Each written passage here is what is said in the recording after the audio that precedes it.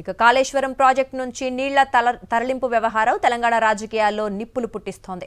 Project నుంచి నీటి తరలింపు అంశంతో అధికార విపక్ష పార్టీల మధ్య మాటల తూటాలు పేలుతున్నాయి. కాళేశ్వరం నుంచి నీటి తరలింపు ఇప్పుడు సాధ్యం కాదని కాంగ్రెస్ సర్కార్ అంటుంటే మేడిగడ్డను ముట్టుకోకుండా రిజర్వాయర్లను నింపవచ్చని తేల్చి చెప్పారు బీఆర్ఎస్ వర్కింగ్ ప్రెసిడెంట్.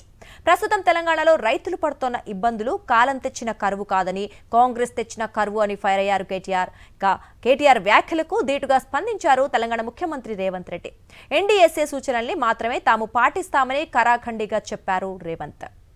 కాళేశ్వరం ప్రాజెక్టుపై అధికార కాంగ్రెస్ విపక్ష బీఆర్ఎస్ మధ్య విమర్శలు ప్రతి విమర్శలు కొనసాగుతున్నాయి. ప్రస్తుతం ఉన్న పరిస్థితుల్లో కాళేశ్వరం ప్రాజెక్టును వినియోగించలేమని కాంగ్రెస్ తేల్చి చెబుతోంది. మేడిగడ్డలో గేట్లు దించి నీళ్లు నిలబెడితే బ్యారేజ్ తెగిపోతే భద్రాచలం రాముడే ఉండడని శుక్రవారం ఖమ్మం జిల్లా పర్యటనలో సీఎం రేవంత్ రెడ్డి అన్నారు. ఖమ్మం జిల్లాలో 44 ఊర్లు కొట్టుకుపోతాయన్న అభిప్రాయాన్ని ముఖ్యమంత్రి వ్యక్తం చేశారు. సీఎం రేవంత్ రెడ్డి మేడిగడ్డపై చేసిన కామెంట్స్ పై ఫైర్ అయ్యారు బీఆర్ఎస్ వర్కింగ్ ప్రెసిడెంట్ కేటీఆర్. ఒకవైపు నీళ్లు లేక రైతులు ఇబ్బందులు పడుతుంటే రేవంత్ రెడ్డి మాత్రం తమపై కోపంతో రైతులకు నీళ్లు ఉన్నప్పటికీ ఇవ్వటం లేదని విమర్శించారు. Total storage capacity on Godavari మొత్తం చూస్తే మీరు 418 టీఎంసీ, ఇప్పుడున్న దానిలో 94 టీఎంసీ. అంటే ఇంకొక 100 రోజులు లిఫ్టింగ్ చేస్తే 200 టీఎంసీల నీళ్లు లిఫ్ట్ చేయొచ్చు.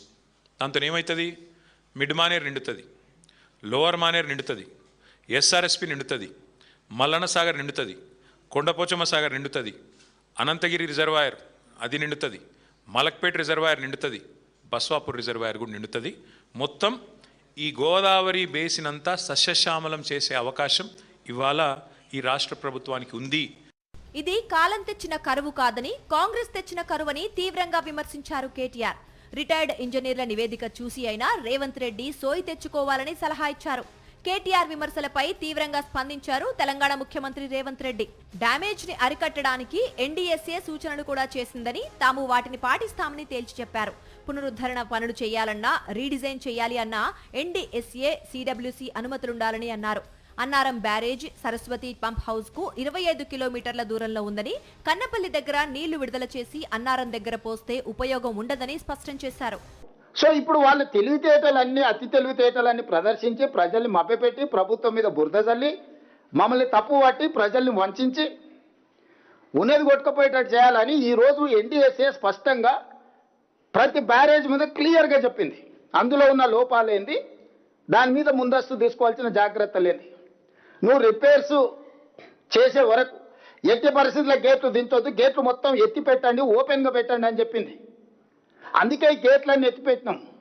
నీళ్ళు వచ్చినట్టు ఎట్లా వచ్చినా పోయేదానికి. ఇప్పుడు కన్నెపల్లి దగ్గర ఎత్తి అన్నారం దగ్గర వస్తే అన్నారం గేట్లు ముయ్యకపోతే ఈ నీళ్లు మళ్ళీ తిరిగి కన్నెపల్లికి వస్తాయి కదా.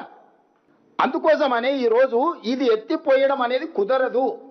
మరమ్మతులు చేసే వరకు బ్యారేజీ వాడొద్దని నిపుణులు చెప్పిన విషయాన్ని గుర్తు చేసిన సీఎం ఖిలాడీ కమిటీతో తమపై ఒత్తిడి తెచ్చి ప్రజల ముందు తమ ప్రభుత్వాన్ని దోషిగా నిలబెట్టాలని బీఆర్ఎస్ చూస్తోందన్నారు రేవంత్.